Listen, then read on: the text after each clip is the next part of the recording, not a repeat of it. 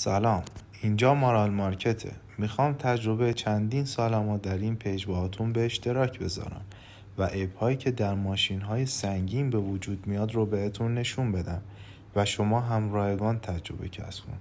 امروز یکی از راه‌های تنظیم کردن سطح لنت محورهای عقب رو بدون اینکه بخوایم تعویض لنت و هزینه زیادی برای این کار انجام بدیم و بهتون نشون بدم.